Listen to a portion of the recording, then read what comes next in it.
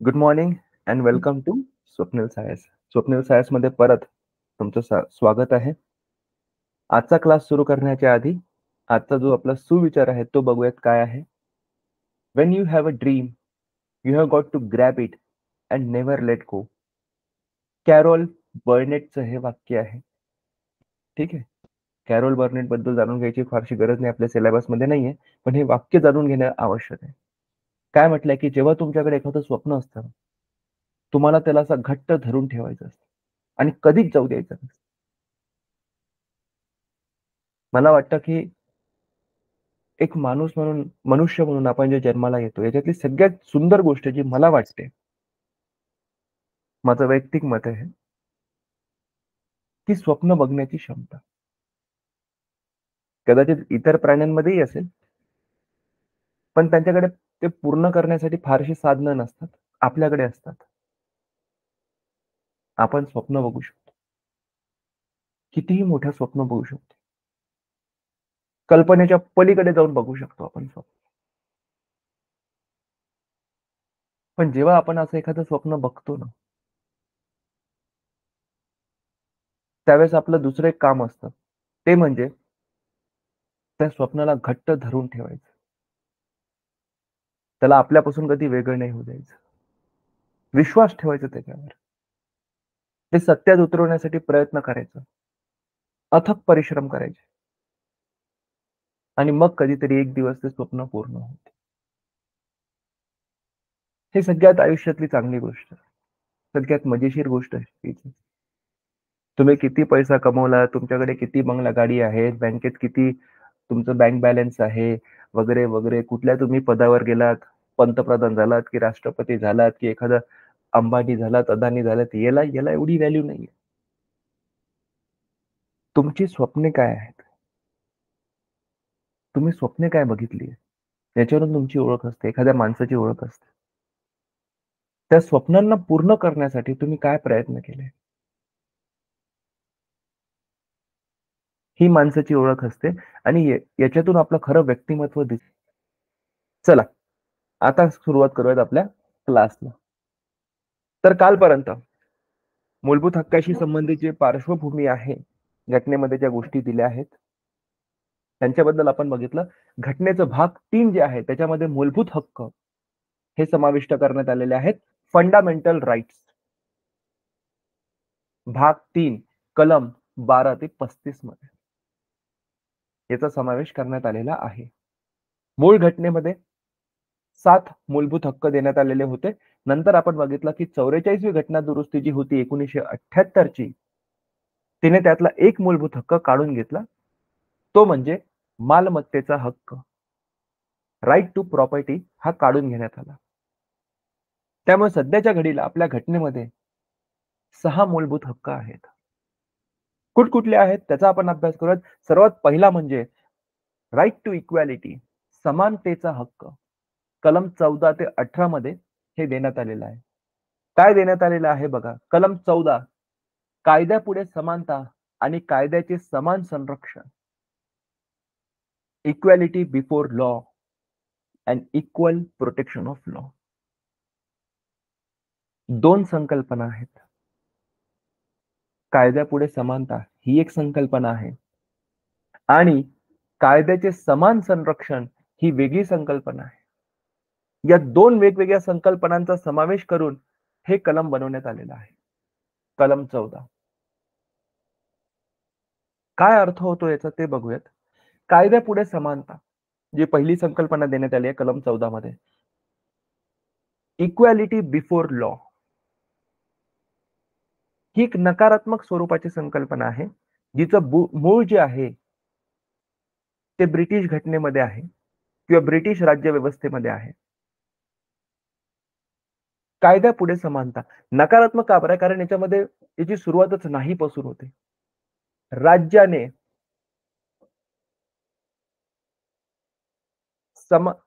कायद्याची अंमलबजावणी करताना भेदभाव करू नये, नाही आला हा शब्द, म्हणून नकारात्मक.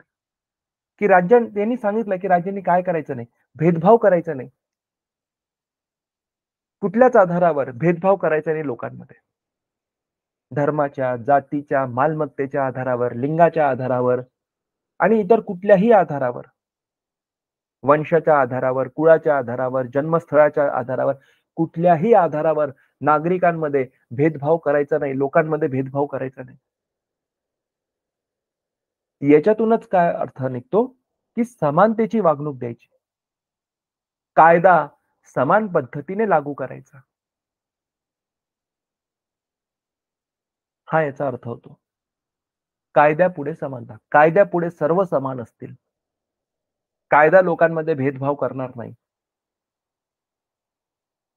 एखाद्या श्रीमंत माणसाने खून केला म्हणून त्याला माफ आहे. एखाद्या गरीब माणसाने खून केला म्हणून त्याला फाशीची शिक्षा आहे. श्रीमंत माणसाने चोरी केली. श्रीमंत लोक जी चोरी करतात त्याला भ्रष्टाचार म्हणतात. म्हणजे ते लहान-लहान चोऱ्या नाही करत, कोणाचं पॉकेट नाही मारणार. ते देशाची संपत्ती मारणार. भ्रष्टाचारच एक प्रकारचा तो. मग ते त्याला माफ आहे. आणि एखादा सामान्य माणूस, गरीब माणूस कोणीतरी, त्यांनी जर एखाद्याचं पाकीट मारलं, मग त्याला शिक्षा आहे असं नाही.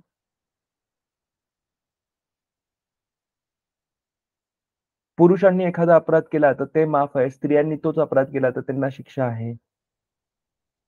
किंवा एका धर्माच्या लोकांनी एखादा अपराध केला, तर तो माफ आहे. दुसऱ्या धर्माच्या लोकांनी तेच काम केलं तर ते चुकीचं आहे. असं नाही करू शकत. कायद्यापुढे सगळे समान आहे. कुठल्याही धर्माचा असो, कुठल्याही जातीचा असो, श्रीमंत असो, गरीब असो, स्त्री, पुरुष काही असो, सगळे समान असले पाहिजे. राज्याने कायद्याची अंमलबजावणी करताना भेदभाव करायला नको, असा याचा अर्थ होतो. याचं मूळ जे आहे या संकल्पनेचं, ते ब्रिटिश राज्यव्यवस्थेमध्ये आहे. तुम्हाला मी सांगितलं, की तिथे एक राज्यशास्त्र तज्ञ होऊन गेले, ए.व्ही. डायसी नावाचे. त्यांनी ही संकल्पना मांडली, इक्वालिटी बिफोर लॉ. ॲक्चुअली ती मूळ संकल्पना जी आहे, ती रूल ऑफ लॉ आहे. कायद्याचे अधिराज्य. राज्य जे असेल ते लोकांचं नसणार आहे. कुठल्याच एका विशिष्ट व्यक्तीचं, एका विशिष्ट कुटुंबाचं नसणार आहे, तर राज्य कुणाचं असेल? कायद्याचं. कायद्याप्रमाणे सगळ्या गोष्टी व्हायला पाहिजेत. कुणा एखाद्या माणसाच्या मर्जीनुसार नाही. आज वाटलं 10 लोकांना फाशी देऊन टाकून दिली. उद्या वाटलं भर चौकात एक 100 लोकांना फटके मारले पाहिजेत, मारले. आपल्या मर्जीने वाटेल ते करायचं. हे आपल्या मर्जीतले लोक यांना काही व्हायला नको. नाही झालं. हे नाही, हे आपला खूप विरोध करतात, आपल्याला प्रश्न विचारतात. यांना वाटेल तो त्रास द्या, दिला. असं व्हायला नको.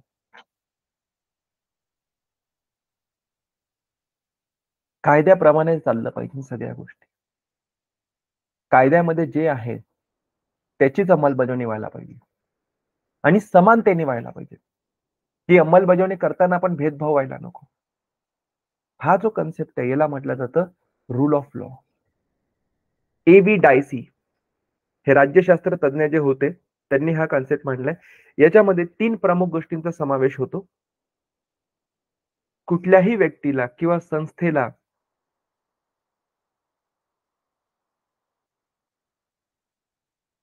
वेगळे अधिकार किंवा आपण ज्याला म्हणू शकतो आर्बिट्ररी पॉवर्स. म्हणजे काय, की काहीतरी अवाढव्य शक्ती तिला देऊन दिली त्या व्यक्तीला किंवा संस्थेला, तिला अधिकार दिले, असं व्हायला नको. लोकांना फक्त त्यांनी केलेल्या गुन्ह्यासाठीच शिक्षा व्हायला पाहिजे. जर कायद्याप्रमाणे एखादी गोष्ट चुकीची आहे आणि तो माणूस ती करतोय, तरच त्याला शिक्षा व्हायला पाहिजे. असं नाही की कोणाला तरी वाटलं म्हणून त्याला शिक्षा होत आहे. कलेक्टरची गाडी रोडने जात होती. त्याचा ड्रायव्हर हॉर्न वाजवत होता आणि पुढे ट्रॅफिक जाम असल्यामुळे एखादा बाईकवाला जो आहे तो सरकत नव्हता. आणि त्याला सरकायला जागाच नव्हती. म्हणून आता कलेक्टरने त्याचा माहिती काढावी. हे कोण आहे हा बाईकवाला सरकला नाही. माझा ड्रायव्हर हॉर्न वाजवत असतानाही त्याला माहित असताना की मागे कलेक्टरची गाडी आहे. कोण आहे हा सरकला नाही. याची माहिती काढा. बघा याला कसं हे कर. उद्या याला वेगळे फाईन लावत जातो. त्याच्या घरी रोज फाईन पाठवत जातो. मालमत्ता कर भर, हे भर, ते भर, काहीतरी याच्यामध्ये दोष काढेल आणि याला लाव पैसे भरायला लावेल, याला जेलमध्ये टाकेल, काहीतरी कारण काढून. यांनी ट्रॅफिकचे नियम मोडले, असं केलं, तसं केलं, टाका याला जेलमध्ये. नाही करता येत बाळा. जर खरंच त्यांनी कायद्याप्रमाणे चूक केली असेल, तरच त्याला शिक्षा होऊ शकते. ही एक गोष्ट आहे. दुसरी गोष्ट कायद्याची समान अंमलबजावणी. सारख्या पद्धतीने कायदा लागू व्हायला पाहिजे. कायदा लागू करत असताना कुठलाही भेदभाव नको. की एका मर्सिडीज वाल्यानी रोडवरच्या एका माणसाला उडवलं, त्याचा खून केला, तो मरण पावला म्हणजे. तर पोलिसून मागणार, अच्छा गाडी कुठली आहे? मर्सिडीज आहे? अरे बापरे, ही तर 70-80 लाखाची गाडी आहे. नाही, नाही, राहू द्या, काही करू नका. आणि तर तेच जर एखाद्या नॅनोवाल्याने केलं, 1.5 लाखाच्या नॅनोवाल्याने एखाद्या माणसाला उडवलं आणि तो माणूस मेला. "ए, तू 1.5 लाखाची गाडी?" "ए, काही नाही आहे. घ्या याला जेलमध्ये टाका." असं व्हायला नको. जो कायदा आहे तो सगळ्यांसाठी सारखा आहे. ही दुसरी संकल्पना आहे. आणि तिसरी गोष्ट जी यांनी म्हटली, आपल्या भारतीय बाबतीत ती लागू होत नाही. ए.व्ही. डायसीनी हे जे कायद्याचं अधिराज्य किंवा रूल ऑफ लॉ ही जी संकल्पना मांडली, या 3 प्रमुख गोष्टी होत्या. 2 मी तुम्हाला सांगितल्या. त्या आपल्या भारतामध्ये लागू पण होतात. तिसरी गोष्ट यांनी म्हटली, की घटना जी आहे, ही नागरिकांच्या अधिकारांमुळे उदयास येते. कॉन्स्टिट्यूशन किंवा संविधान जे आहे, घटना जी आहे, हे म्हणजे काय तर नागरिकांच्या अधिकारांचं प्रतीक आहे. म्हणजे नागरिकांच्या अधिकारातून घटनेचा जन्म होतो. ठीक आहे, बऱ्याच ठिकाणी हे लागू होतं. आपल्या भारताच्या बाबतीत हे लागू होत नाही. आपल्या भारताच्या बाबतीत उलटं आहे. नागरिकांचे जे मूलभूत हक्क आहेत, त्याचा जन्म घटनेतून झालाय. तुम्ही बघा घटनेच्या भाग 3 मध्ये देण्यात आलाय. असं नाही की ऑलरेडी नागरिकांना मूलभूत हक्क होते. संसदेने, सरकारने असे कायदे करून ते ऑलरेडी दिलेले होते. मग कुठेतरी त्यांना घेऊन घटनेमध्ये समावेश करण्यात आला. ऑलरेडी नागरिकांना जे होतं, ते फक्त घटनेमध्ये लिहिण्यात आलं. आपल्या देशात असं नाही घडलंय. आपल्या देशात काय घडलं? कारण आपण इंग्रजांच्या याच्यात राहत होतो. आधिपत्याखाली राहत होतो आपण. इंग्रजांचं शासन होतं आपल्या देशात. त्यांनी काही आपल्याला मूलभूत हक्क-बिक्क दिले नव्हते. ज्यावेळेस आपल्याला स्वातंत्र्य मिळालं आणि नंतर जी आपण घटना बनवली, या घटनेमधून आपण नागरिकांना मूलभूत हक्क दिलेले आहेत. ठीक आहे. त्याच्यामुळे हे जे तिसरं जे गोष्ट येते रूल ऑफ लॉ मध्ये, ही आपल्या भारतात लागू होत नाही. बाकी पहिल्या 2 होतात. काय आहे पहिल्या 2? पहिली म्हणजे की लोकांना फक्त त्यांनी जे कायद्यानुसार किंवा कायद्याच्या दृष्टीत जे अपराध आहे, त्याच्यासाठी शिक्षा व्हायला पाहिजे. जर एखाद्या माणसाने अपराध केला नाही, त्याला शिक्षा व्हायला नको. दुसरी गोष्ट काय आहे, की कायदा जो आहे हा सगळ्यांसाठी सारखा असेल आणि तो सारख्या पद्धतीने लागू केला गेला पाहिजे. या ज्या 2 गोष्टी आहेत, आपल्याला भारतात दिसतात. ठीक आहे. ही संकल्पना झाली कायद्यापुढे समानतेची. दुसरी एक संकल्पना आहे, जी याच्यामध्ये दिली आहे कलमामध्ये, ती म्हणजे कायद्याचे समान संरक्षण. Equal protection of law. हिचं मूळ जे आहे ते अमेरिकन घटनेमध्ये आहे. इक्वल प्रोटेक्शन ऑफ लॉ म्हणजे काय? की कायदा समान पद्धतीने लागू व्हायला पाहिजे. पण समान पद्धतीने कोणासाठी? तर जे लोक समान परिस्थितीमध्ये आहेत त्यांच्यासाठी. तुम्ही बघा देशात आपल्या किंवा आपल्या समाजात जेवढे लोक आहेत सगळे समान आहेत का? त्यांचा दर्जा समान आहे का? समाजात पण? नाही. तुम्ही बघा आजही आपल्या समाजात धर्माच्या आधारावर, जातीच्या आधारावर भेदभाव होतो. साधं उदाहरण, आपल्या समाजात लग्न हे जे अरेंज मॅरेज आहे, हे कुठल्या तत्वावर होतं? जातीच्या तत्व. आजही आपला जो लिटरसी रेट आहे, शिक्षणाचा दर आहे 75% म्हणजे बऱ्यापैकी आपण शिकलेले लोक आहोत. तरी जेव्हा लग्नाची गोष्ट येते, आपण जातीचाच विचार करतो, केला जातो आपल्या समाजात. जातीच्या आधारावर लग्न होतं. जात बघून लग्न केल्या जाते. आजही आपल्या समाजातले जातीच्या आधारावर भेदभाव होतो. विशेष म्हणजे जे अनुसूचित जाती जमातीतले लोक आहेत, आजही कुठेतरी त्यांना दुय्यम वागणूक दिल्या जाते. विशेष म्हणजे तुम्ही आपल्या ग्रामीण भागामध्ये बघा. म्हणजे मी बघायचो, की आम्ही जेव्हा गावाकडे जायचो, तिथे आमचे जे आजी वगैरे असायच्या, तर तिथे त्यावेळेस आमचं शेत वगैरे होतं. आता तर आम्ही लहान असतानाची गोष्ट आहे. आता तर काही राहिलं नाही म्हणा. तर त्या शेतातले जे कामगार असायचे, ते एखाद्या वेळेस घरी आले. घरी म्हणजे ते घराच्या आत तर येतच नव्हते. बाहेर अंगणातच थांबायचे ते. त्यांना तिथे चहा दिला जायचा. आता तेही बघितलं जायचं, की कोण आलंय. आता हे आमचे जे आजी वगैरे आहे, मामांच्या आई वगैरे, तर त्यांच्या बाबतीत मी तुम्हाला सांगतोय. जर माहीत झालं हा एस-टी संवर्गातला जर व्यक्ती आहे, हा मजूर जो आहे, तो आलाय, तर त्यांचा कप तो वेगळा असायचा काचेचा ग्लास. त्याला त्याच्यात चहा द्यायचा. तो माणूस चहा पिणार, चहा झाल्यावर तोच पाण्याने धुवून तुम्हाला आणून देणार. आणून म्हणजे तो असा हातात नाही देणार, तो खाली ठेवणार. मग ते घेणार, परत दुसऱ्या पाण्याने त्याला धुवायचं आणि मग त्याला वेगळं कुठेतरी ठेवायचं. स्वयंपाकघरात नाही. तो बाहेरच राहायचा तो ग्लास कुठेतरी. असे 2-4 ग्लास असायचे, जे बाहेरच आहे. जर एस-सी नसलेला माणूस आला, तर त्याला मग आपल्या घरातला जो स्वयंपाक खोलीतला जो आहे चिनी मातीचा ग्लास, कप त्याच्यामध्ये मग चहा दिला जायचा. हे आम्ही लहानपणी बघितलं होतं, खूप वर्ष आधी. पण त्याच्यातून लक्षात आलं, की नाही हा भेदभाव होतो. मग सगळ्यांसाठी तुम्ही समान जेव्हा समाजात दर्जा सगळ्यांचा सारखा नाहीये, मग कायदा कसा समान पद्धतीने लागू करणार? म्हणून याच्यामध्ये दुसरी पण आपण एक गोष्टीचा समावेश करू, की कायद्याचे समान संरक्षण. कायद्याचं काम लोकांना फक्त दंड देणं नाहीये. कायद्याचं प्रमुख काम आहे लोकांचं संरक्षण करणं. मग हे संरक्षण सगळ्यांसाठी सारख्या पद्धतीचं असणार आहे का? नाही. ज्याला जास्त संरक्षणाची गरज आहे, त्याला जास्त संरक्षण दिलं जाईल. ज्याला कमी आहे, त्याला कमी. ज्याला गरज नाही, त्याला कायदा संरक्षण देणार नाही. अशा पद्धतीचं आहे. कायद्याचे समान संरक्षण असेल. उदाहरणार्थ, आपल्या देशात हे जे एस-सी, एस-टी जे लोकं आहेत, यांच्यासाठी एक विशेष कायदा बनवण्यात आला यांच्या संरक्षणासाठी. प्रिव्हेन्शन ऑफ अॅट्रॉसिटीज ॲक्ट 1989 अत्याचार प्रतिबंधक कायदा. कारण जातीच्या आधारावर या लोकांसोबत अत्याचार केला जातो. एस-सी, एस-टीचे जे लोक आहेत, त्यांच्यावर अत्याचार केला जायचा. ऐतिहासिक काळापासून आपण बघतोय. अस्पृश्यतेसारख्या वगैरे गोष्टी, अनटचेबिलिटी. त्यांनी कुठे हात लावायचा नाही, त्यांना कोणी हात लावायचा नाही.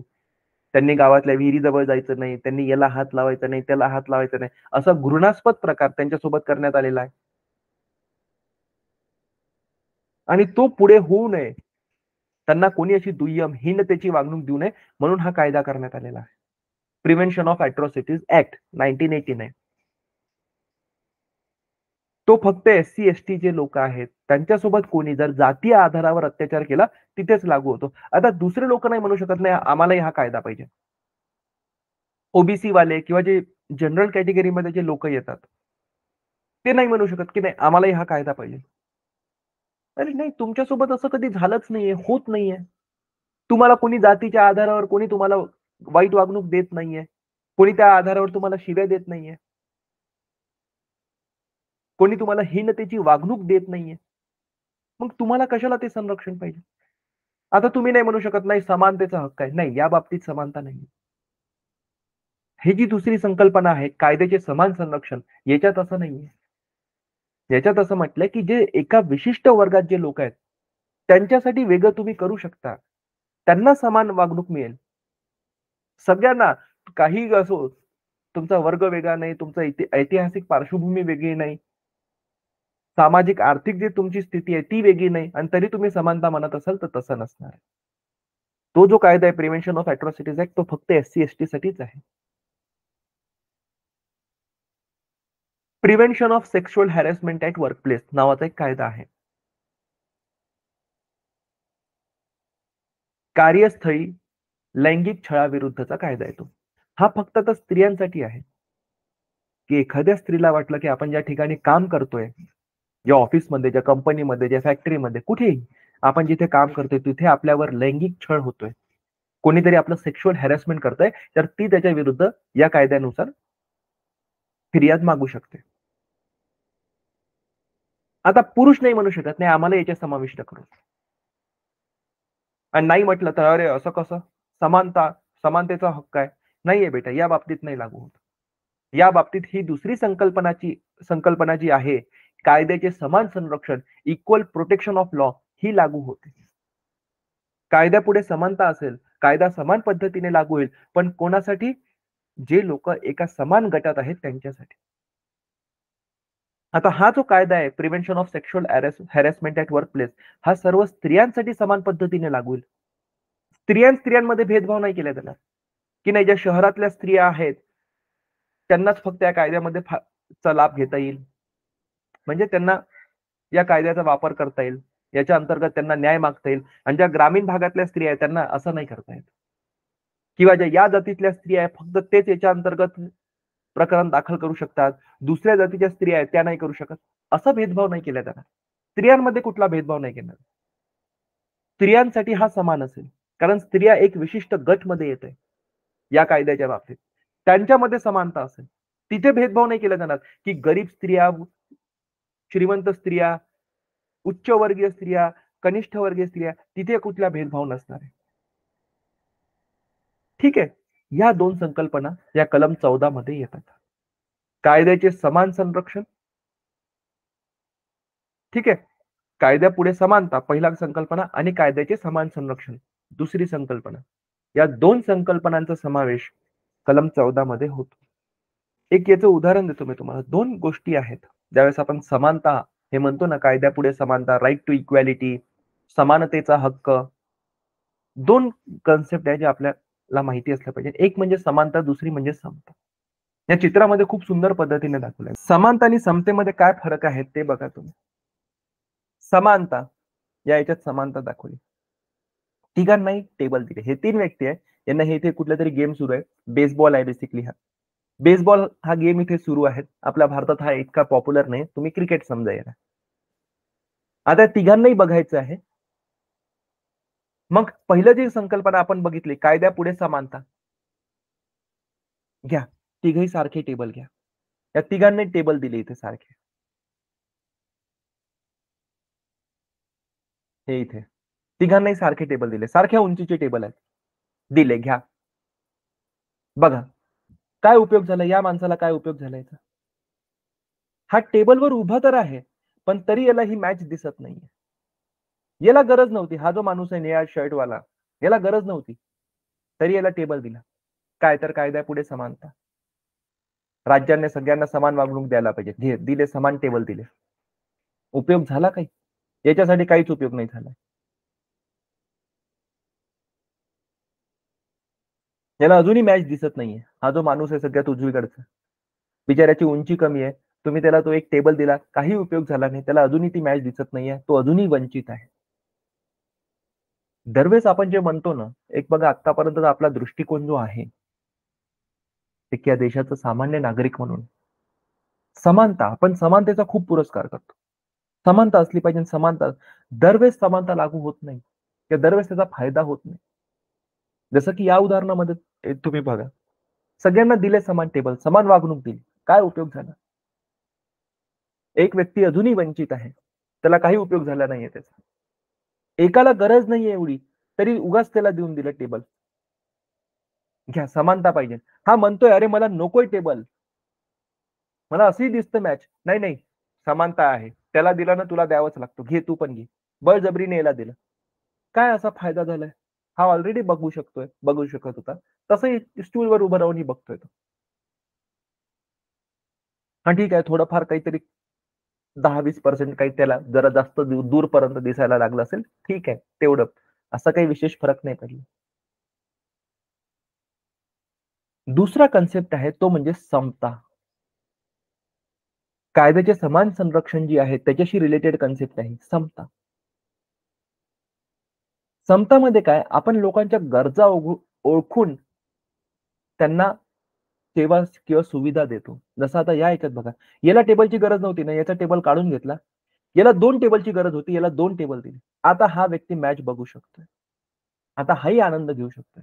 आता तुम्ही बघा तिघांचाही फायदा झालाय. याचा टेबल काढून घेतला, या निळ्या शर्टवाल्याचा. काही फरक पडला नाही याला. इथे अनावश्यकपणे याला हा टेबल देण्यात आला होता. ठीक आहे, काढून घेतला तो स्टूल, टेबल जे काही असेल आणि तोच टेबल आता याला दिला. या पहिल्या केसमध्ये हा मॅच बघू शकत नव्हता, टेबल असूनही. आता याला 2 टेबल दिले या दुसऱ्या याच्यात. आता हा बघू शकतोय. हाही आनंद घेतोय बघा.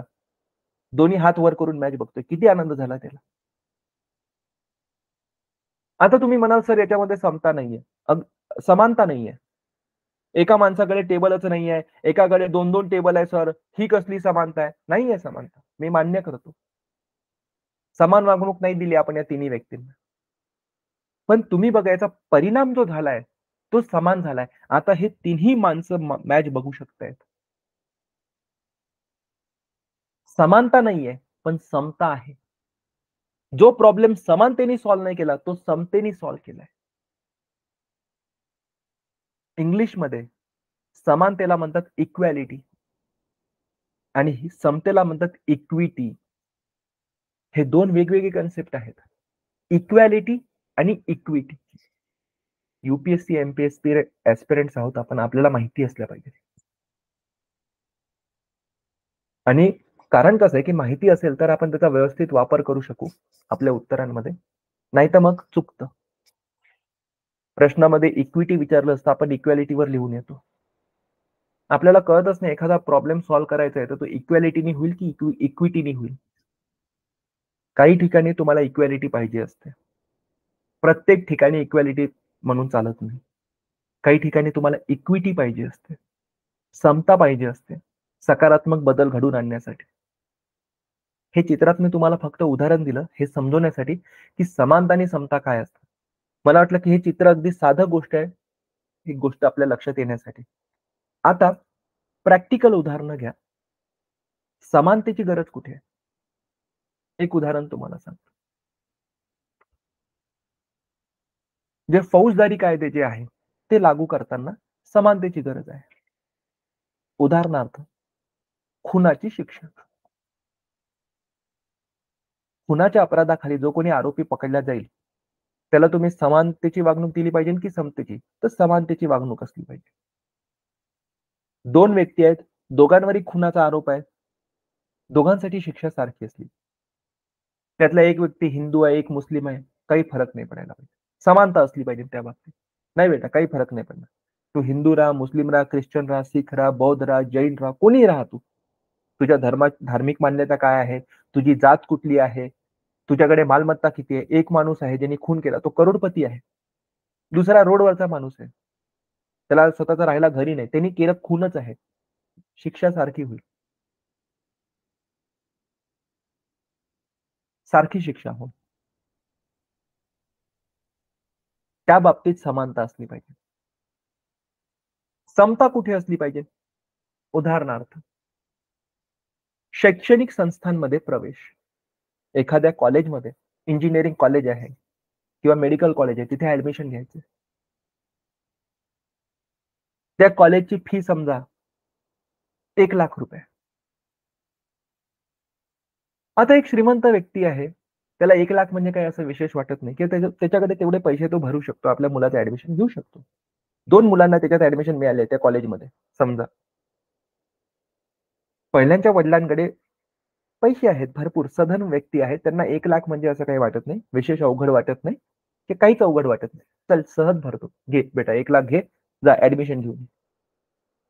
दुसऱ्याही मुलाला त्या कॉलेजमध्ये ऍडमिशन मिळालेलं आहे. त्याची लिस्ट आहे, ऍडमिशन लिस्ट, त्याच्यामध्ये त्याचं नाव आलंय. पण त्याच्याकडे, त्याच्या कुटुंबाकडे तेवढे संसाधनं नाहीयेत. 1,00,000 रुपये नाहीये फी भरायला. गरीब घरातला मुलगा आहे. नाही भरू शकत एवढे पैसे. मग कसं करायचं? ऍडमिशन नाही घ्यायचं त्यांनी. त्यांनी शिकायचं नाही. तुम्ही समानतेचा जर विचार केला, नाही, नाही, आम्ही एकाकडून 1,00,000 घेतोय ना, सगळ्यांकडून 1,00,000च घेऊ. काय होईल? जेव्हा नाही भरू शकत, तो ऍडमिशन नाही घेऊ शकणार. त्याचं नुकसान होईल. पण तेच समजा, ते गव्हर्नमेंट कॉलेज आहे. आणि त्यांनी म्हटलं की ठीक आहे, ज्यांच्याकडे नॉन क्रिमिलियर सर्टिफिकेट आहे, जे ओबीसी मध्ये येतात, त्यांना फी आम्ही कमी ठेवू. त्यांच्यासाठी फी असेल 60,000 रुपयेच. जे एससी एसटी मध्ये येतात त्यांच्यासाठी 20,000च फी असेल. म्हणजे जे जनरल कॅटेगरीमध्ये येतात किंवा अनारक्षित वर्गामध्ये जे येतात, त्यांच्यासाठी फी 1,00,000 आहे. जो ओबीसी कॅटेगरीमध्ये येतो त्याच्यासाठी फी समजा 60,000 आहे. जो एससी एसटी कॅटेगरीमध्ये त्याच्यासाठी फी 20,000 आहे.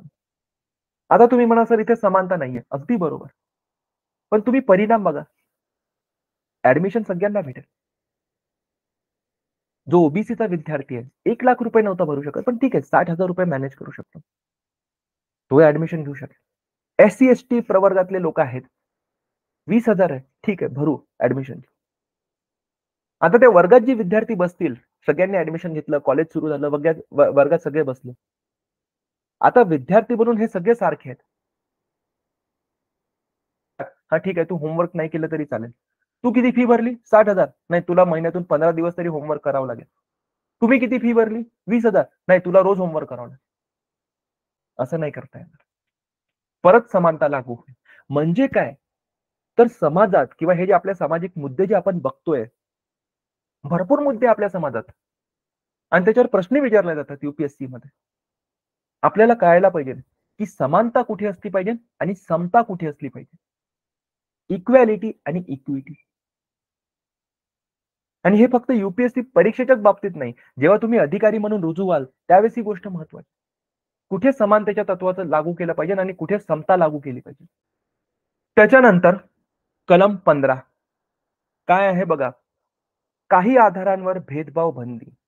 राज्य काही आधारांवर भेदभाव करू शकत नाही. शब्दांकडे लक्ष द्या. काही आधारांवर. Prohibition of discrimination on some ground असं म्हटलं दिलाय कलम 15 बद्दल आपल्या घटनेत. ऑन सम ग्राउंड, काही आधारांवर नाही करू शकत. कुठले ते आधार आहे बघा. केवळ या आधारांवर राज्य कोणत्याही नागरिकाशी भेदभाव करणार नाही. केवळ या आधारावर. कोणता आधार? धर्म, वंश, जात, लिंग आणि जन्मस्थान. 5 आधार आहे.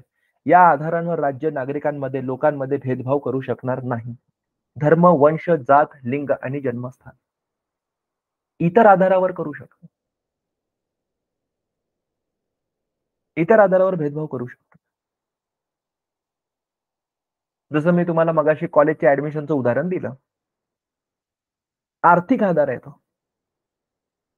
आता जो जनरल कॅटेगरीमध्ये मुलगा आहे तो नाही म्हणू शकत की अरे माझ्यासाठी तुम्ही फी 1,00,000 ठेवली, ओबीसी साठी 60,000च ठेवली, एससी एसटी साठी तर 20,000 ठेवली. हा तुम्ही भेदभाव करताय, चुकीचं आहे, घटनेप्रमाणे चुकीचं आहे. नाही बेटा, घटनेप्रमाणे चुकीचं नाहीये.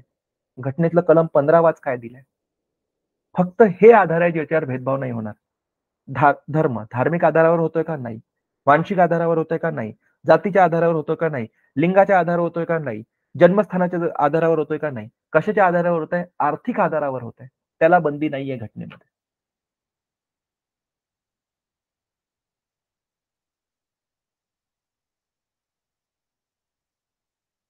आता जी युपीएससीची ऍड जी निघते दरवर्षी त्याच्यात त्यांनी म्हटलेलं असतं की आयपीएस साठी शारीरिक विकलांगता नको, किंवा जे दिव्यांग लोक जे आहेत ज्यांना काहीतरी शारीरिक अपंगत्व आहे ते आयपीएस साठी त्यांचा विचार नाही केला जात.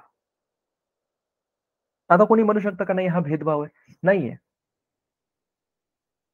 कारण हे कुठल्या आधारावर केलं गेलंय? अपंगत्वाच्या आधारावर केलं किंवा शारीरिक क्षमतेच्या आधारावर केलं गेलंय. जात, धर्म, लिंग, जन्मस्थानाच्या आधारावर नाहीये. अलाउड आहेत. का बरं केलं गेलं? कारण आयपीएस तुम्हाला माहितीये की त्यांचं ट्रेनिंग जे आहे त्याच्यात एकतर फिजिकल ट्रेनिंग असतं, दुसरं म्हणजे कामाच्या स्वरूपात. उद्या तुमची नक्षल एरियामध्ये पोस्टिंग झाली, नक्षलवादी एरियामध्ये, तुम्हाला एक अभियान करायचं आहे, 10-20 किलोमीटर चालायचं आहे, पाठीवर 15 आणि 20 किलोची ती बॅग घेऊन चालायचंय. ज्याच्यामध्ये शारीरिक क्षमता नाही तो कसं करणार आहे? म्हणून हा भेदभाव केलाय. असा चालतो. फक्त हे 5 आधार आहे याच्यावर राज्य भेदभाव नाही करू शकत. धर्म, वंश, जात, लिंग, तुम्ही स्त्री आहात, पुरुष आहात, थर्ड जेंडर आहात, आणि जन्मस्थान. तुमचा जन्म कुठे झाला याच्या आधारावर नाही करता येत. पण तरीही तमिळनाडू राज्याने जन्मस्थानाच्या आधारावर भेदभाव केला. खूप आधीची घटना आहे ही. तमिळनाडू रिझर्वेशन ऍक्ट 1969 तमिळनाडू राज्याने पारित केला.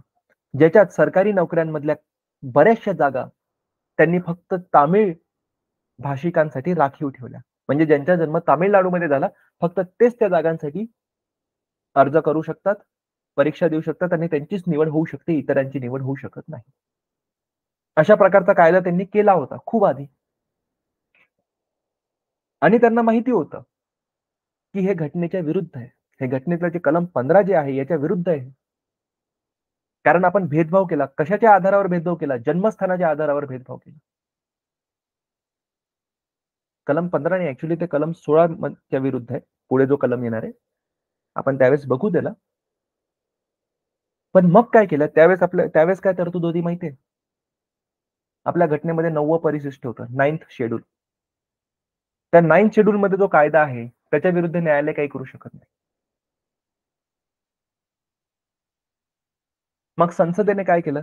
त्या कायद्याला जो तामिळनाडू रिझर्वेशन ऍक्ट जो होता त्याला 9व्या परिशिष्टामध्ये समाविष्ट केलं. कारण त्यावेळेस ती परिस्थिती होती, आज तसं नाहीये. त्यावेळेस तशी कंडिशन होती की 9व्या परिशिष्टामध्ये जे कायद्यांचा समावेश केला तिथे न्यायिक पुनरावलोकन जे आहे, ज्युडिशियल रिव्ह्यू, ते तत्व लागू होणार नाही.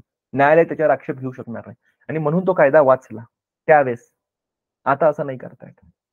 ठीक आहे. तर बेसिकली ह्या 5 गोष्टी आहेत याच्या आधारावर राज्य जे आहे ते लोकांमध्ये भेदभाव नाही करू शकत. त्याच्यानंतर कलम 16 सार्वजनिक रोजगारातील संधीची समानता. Right to equality in matters of public employment. सार्वजनिक सेवा, सरकारी नोकऱ्यांमध्ये फक्त. सरकारी नोकऱ्यांच्या बाबतीत संधीची समानता असेल लोकांना. ठीक आहे. काय म्हटलंय बघा. केवळ या आधारांवर राज्य कोणत्याही नागरिकाशी भेदभाव करणार नाही. सरकारी नोकऱ्यांच्या बाबतीत खाली जे आधार दिले त्याच्या आधारावर भेदभाव केला जाणार नाही. कुठले आधार आहे? धर्म, वंश, जात, लिंग, कुळ, डिसेंट. तुम्ही कुठल्या कुळातले आहात? तुमचे वडील कोण होते? आजोबा काय होते? पणजोबा काय होते? काही घेणं देणं नाही सरकारी नोकरीच्या बाबतीत. आणि जन्मस्थान. तुम्ही कुठल्या धर्माचे आहात? कुठल्या वंशाचे आहात? तुमचं वंश काय आहे? रेस ज्याला आपण म्हणतो. आर्यन आहात. आजकाल जे सुरू आहे ना आर्यन, द्रविड. जे आपल्या भारतात दक्षिणेकडचे जे लोक आहेत ते स्वतःला द्रविड वंशीय म्हणतात. आम्ही द्रविड वंशाचे आहोत. जे उत्तरेकडचे लोक आहेत ते स्वतःला आर्यन म्हणतात. आम्ही आर्य वंशाचे आहोत. असे वेगवेगळ्या वंशाचे लोक आहेत. ठीक आहे. आपल्या देशात भरपूर वंशाचे लोक आहेत. जात, भरपूर जाती आहेत. लिंग, स्त्री, पुरुष आहेत. थर्ड जेंडर आता त्यालाही मान्यता देण्यात आली आहे, कायदेशीर मान्यता. ठीक आहे. कुळ, तुमचं कुळ काय आहे? तुमचे आजोबा, पणजोबा, बिंजोबा काय होते? सरकारी नोकरीच्या बाबतीत काही घेणं देणं नाही. आणि जन्मस्थान, जन्मस्थानाचंही घेणं देणं नाही. एखाद्या आपल्या ज्या महाराष्ट्राची एमपीएससी ची परीक्षा होते, एखादा व्यक्ती गुजरातमध्ये जन्मला असो, मध्य प्रदेशमध्ये जन्मला असो किंवा इतर कुठल्याही राज्यात भारताच्या जन्मला असो, तोही एमपीएससी ची परीक्षा देऊ शकतो. पण त्याला असं आहे की त्याच्याकडे डोमिसाईल किंवा अधिवास प्रमाणपत्र आहे. म्हणजे काय? तो किमान 5 वर्ष तरी महाराष्ट्रात राहायला पाहिजे. त्याचा जन्म कुठेही होऊ द्या. जम्मू काश्मीरमध्ये त्याचा जन्म होऊ द्या. काही घेणं देणं नाही. तुम्ही नाही थांबू शकत त्याला. कारण घटनेमध्येच ती तरतूद नाहीये. महाराष्ट्र सरकार नाही म्हणू शकत की नाही जे फक्त महाराष्ट्रात जन्मले, जे मराठी लोक आहे तेच फक्त एमपीएससी ची परीक्षा देतील. नाही. जन्मस्थानाच्या आधारावर भेदभाव नाही केला जाऊ शकत. सरकारी नोकऱ्यांच्या बाबतीत. जे तमिळनाडूने केलं ना ते याचंच उल्लंघन आहे. त्यांनी जो तो कायदा केला ना 1969 मध्ये, याचं उल्लंघन आहे ते कलम 16चं. पण त्यावेळेस ते चाललं कारण संसदेने काय केलं त्या कायद्याला 9व्या परिशिष्टामध्ये टाकलं.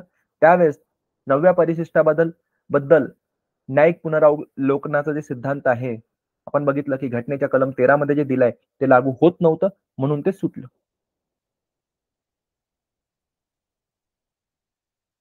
ठीक आहे. तर अशा पद्धतीचे आहे. आपण जे आरक्षण जे बघतो नोकऱ्यांमध्ये, त्याचा उगम पण या कलम 16 मध्ये आहे. म्हणून जेव्हा कधी आरक्षणाबद्दल काही होतं, काही घडामोडी होतात, तेव्हा हे कलम 16 पुढे येतं. जसं सध्या हल्लीच्या काळात, नजीकच्या काळात मराठा आरक्षणाबद्दल खूप काही वादंग सुरू आहे आपल्या राज्यात. मराठ्यांना सरकारी नोकऱ्यांमध्ये आरक्षण मिळालं पाहिजे. ओबीसीमध्ये समाविष्ट केलं पाहिजे त्यांना वगैरे, वगैरे, वगैरे. हे अशा पद्धतीचे जे सुरू असतात. मागे गुजरातमध्ये पाटीदारांचं सुरू होतं. तिकडे पंजाब, हरियाणामध्ये गुज्जर लोक जे आहेत यांचं सुरू होतं. आपल्या देशात नेहमी कुठेतरी आरक्षणावरून वादविवाद सुरू असतोच. आणि जेव्हा कधी तुम्ही या वादविवादाबद्दल वाचाल, कलम 16 तिथे येतं. सरकारी नोकऱ्यांमध्ये असं म्हटलंय, की या आधारावर भेदभाव नाही केला जात. धर्म, वंश, जात, लिंग, कुळ, जन्मस्थान वगैरे इतर आधारावर, सामाजिक आर्थिक आधारावर भेदभाव केला जाऊ शकतो. ओबीसी मध्ये कुठली जात येते, कुठली नाही, हे त्या जातीची एकूण जी सामाजिक आर्थिक स्थिती आहे त्याच्यावरून ठरवलं जातं. ठीक आहे. आता लक्षात घ्या, की सरकारी नोकऱ्यांमध्ये फक्त हे जे 6 क्रायटेरिया आहेत, याच्या आधारावर भेदभाव केला जाऊ शकत नाही. इतर आधारावर केला जाऊ शकतो. लोकं जे म्हणतात, की सरकारी नोकऱ्यांमध्ये आरक्षण चुकीचं आहे. आरक्षण द्यायलाच नको. तुम्ही भेदभाव करताय. हो, भेदभाव करतायत. पण धर्माच्या आधारावर करताय का? नाही. वंशाच्या आधारावर करताय का? नाही. जातीच्या आधारावर केल्या जातंय का? नाही. लिंगाच्या आधारावर केल्या जातंय का? या नोकऱ्या फक्त पुरुषांनाच असतील, स्त्रियांना नसेल. आपण सैन्य दलाची गोष्ट नाही करतोय. इतर सरकारी नोकऱ्यांची गोष्ट करतोय. नाही. जन्मस्थानाच्या आधारावर भेदभाव केला जातोय का? नाही. कुळाच्या आधारावर भेदभाव केला जातोय का? नाही. याचे वडील आय-एस होते म्हणून हाच आय-एस बनेल. दुसऱ्या कोणी नाही बनू शकत. याच्या तर पहिल्याच्या 4 पिढ्या आय-एस होत्या. पणजोबा आय-एस होते, आजोबा आय-एस होते, वडील आय-एस होते. आता हा 4थ्या पिढीतला आहे. म्हणून हाच बनला पाहिजे आय-एस. नाही. असं भेदभाव नाहीये. भेदभाव जो आहे, जो केला जातोय, याला सकारात्मक भेदभाव म्हणतात. Positive discrimination. संकल्पना लिहून घ्या. भेदभावच आहे. आरक्षण म्हणजे काय? भेदभावच आहे. पण तो भेदभाव कुठल्या प्रकारचा आहे? सकारात्मक प्रकारचा आहे. पॉझिटिव्ह डिस्क्रिमिनेशन आहे. आरक्षण का दिल्या जातंय? इव्हन यूपीएससीच्या परीक्षेमध्ये आरक्षण दिलं जातं. ओबीसी, एससी, एसटीला आरक्षण दिलं जातं. एमपीएससीच्या परीक्षेत दिलं जातं. महिलांना वेगळं आरक्षण आहे. जे खेळाडू जे आहे, स्पोर्ट्स पर्सन त्यांना वेगळं आरक्षण आहे. एससी, एसटीला आरक्षण आहे. का दिल्या जातंय? समाजात सकारात्मक बदल घडवून आणण्यासाठी. हे जे गट आहेत, ज्यांना अजूनही सरकारी नोकऱ्यांमध्ये पुरेसं प्रतिनिधित्व मिळालं नाहीये, यांना ते मिळावं म्हणून आरक्षण दिलं जातंय. लोकांना असं वाटतं, की नाही आरक्षण सपशेल चुकीचं आहे. नाहीये. गोष्टी लक्षात घ्या. समानतेसोबत समताची पण संकल्पना येते. जनरली जे लोकं आरक्षणाचा विरोध करतात, त्याच्या विरुद्ध बोलतात, ते फक्त समानता बोलतात. त्यांना समता ही संकल्पना माहितीच नसते. आपल्याला आता माहिती झाली. समानता एक संकल्पना आहे, बरोबर आहे. पण दरवेळेस लागू नाही करता येत. कधी-कधी तुम्हाला समता लागू करावी लागते. आरक्षण त्याचंच एक माध्यम आहे. भेदभाव आहे, बरोबर आहे. पण सकारात्मक भेदभाव आहे, पॉझिटिव्ह डिस्क्रिमिनेशन आहे. आणि हे जे घटनेमध्ये 6 जे आधार दिले, याच्या आधारावर आरक्षण नाही मिळत. आरक्षण मिळतं आपल्या ह्याच्यात सामाजिक आणि शैक्षणिक मागासलेपणा. जे वर्ग, जे कुटुंब पिढ्यानपिढ्या सामाजिक आणि शैक्षणिक दृष्ट्या मागासल्या राहिल्या आहेत, त्यांचा तो मागासलेपणा घालवण्यासाठी आरक्षण देण्यात येतं. आणि जे एका विशिष्ट गटामध्ये आहे, कलम 14 नुसार बघा आता, कायद्याचे समान संरक्षण. ओबीसी मध्ये आहे. ओबीसी मध्ये भेदभाव नाही केले जात मग. एससी मध्ये भरपूर जाती येतात. एससी संवर्गात. त्यांच्यामध्ये भेदभाव नाही केला जात, की नाही आम्ही एससी मध्ये पण या ज्या जाती आहे यांना प्राधान्य देऊ, या जाती आहे यांना आम्ही प्राधान्य देणार नाही. किंवा ओबीसी मध्ये आज एवढ्या 100-200 जाती येतात. जास्त आहे त्याच्यापेक्षा जाती ओबीसी मध्ये येणार आहे. त्यांच्यामध्ये भेदभाव नाही केला जाणार, की नाही ओबीसी आरक्षणामध्ये पण आम्ही फक्त या ज्या पहिल्या 5 जाती आहे 50% जागा आम्ही यांना आरक्षित ठेवू. या पुढच्या 10 जाती आहे 20% जागा यांना आरक्षित ठेवू. असा भेदभाव नाहीये तो. ठीक आहे. त्याच्यामुळे वैयक्तिक मत तुमचं काही असो आरक्षणाबद्दल. पण घटनेमध्ये आरक्षण हे गोष्ट चुकीची नाहीये. ठीक आहे. पुढे अजून डिटेलमध्ये बोलू नंतर. कलम 17 अस्पृश्यता निर्मूलन. प्राचीन काळापासून आपल्या देशात ही पद्धत राहिली आहे अस्पृश्यतेची. विशेष म्हणजे जे वंचित वर्गामध्ये येतात, दलित वर्गामध्ये जे येतात, त्यांच्या विरुद्ध हे वापरण्यात आलंय. त्यांच्यावर सामाजिक अत्याचार करण्यासाठी किंवा त्यांना हे दाखवण्यासाठी की त्यांचं सामाजिक स्थान जे आहे, हे कनिष्ठ आहे. अस्पृश्यता, अनटचेबिलिटी, हात नाही लावायचा. तुम्ही आम्हाला हात नाही लावायचा. आमच्या शरीराला स्पर्श व्हायला नको. कारण काय? तर तुम्ही या वर्गातले लोक आहात. इतका घृणास्पद प्रकार होता हा आणि इतक्या वाईट पद्धतीने जी अंमलबजावणी केल्या जात होती. म्हणजे आज आपण जर कल्पना केली ना, तर अक्षरशः अंगावर काटा येतो. म्हणजे लोकांनी आपल्या कमरेला असं झाडू बांधायचं, की जिथून ते चालले, त्यांची पायाचे निशाण पण पुसले गेले पाहिजेत. तेही अपवित्र आहे. विहिरीला हात लावायचा नाही. नाहीतर त्या विहिरीतलं पाणी खराब होतं.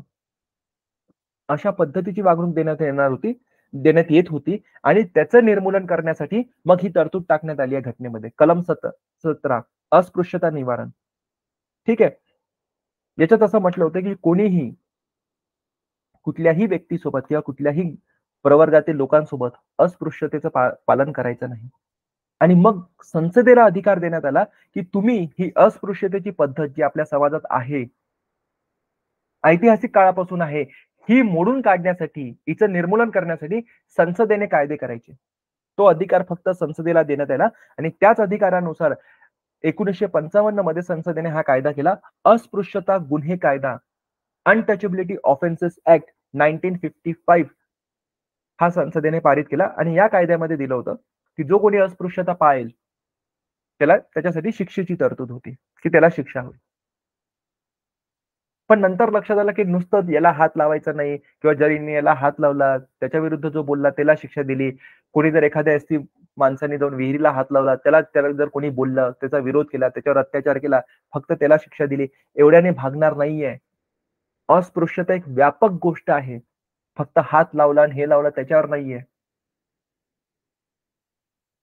आणि म्हणून मग एक व्यापक स्वरूपाचा कायदा बनवण्यात आला 1976 मध्ये 1976 मध्ये नागरी हक्क संरक्षण कायदा, protection of civil rights act. तो जो वरचा जो कायदा आहे अस्पृश्यता गुन्हे कायदा, त्याला काढून घेऊन त्याच्याऐवजी आता हा नवीन कायदा बनवण्यात आला, नागरी हक्क संरक्षण कायदा, protection of civil rights act. हा व्यापक स्वरूपाचा होता. तुम्ही बघा अस्पृश्यता नुसतं त्या चहाच्या कप वरून किंवा विहिरीला हात लावू नको, याला हात लावू नको याच्यातून नाही दिसून येत. अस्पृश्यता खूप मोठी संकल्पना आहे, आपल्या मनात रुजली आहे.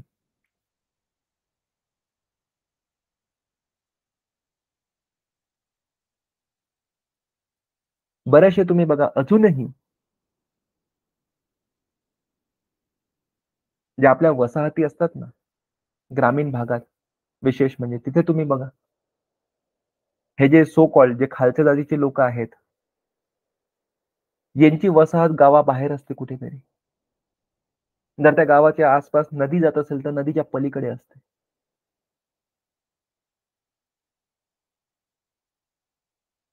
आजही तुम्ही बघा, आपल्या मानसिकता बघा कशी आहे. आजही आपण जेव्हा एखादं घर वगैरे घेतो, आपण बघतो आजूबाजूला कुठले घर आहेत. काही लोक बघतात कुठे आजूबाजूला कुठल्या मुस्लिमाचं तर घर नाहीये, कुठे एसटीचं तर घर नाहीये. आपला शेजारी म्हणून कोणी मुस्लिम किंवा एसटी तर माणूस राहत नाही. काही लोक आहेत जे अजूनही या गोष्टी बघतात. त्यानुसार निर्णय घेतात. आणि ठीक आहे, बऱ्यापैकी फरक पडलाय. आज तुम्ही बघा, आपण एवढा भेदभाव करत नाही. ठीक आहे आणि तो करायलाही नको, कारण तो चुकीचा आहे. त्याच्यानंतर कलम 18 पदव्या रद्द करणं.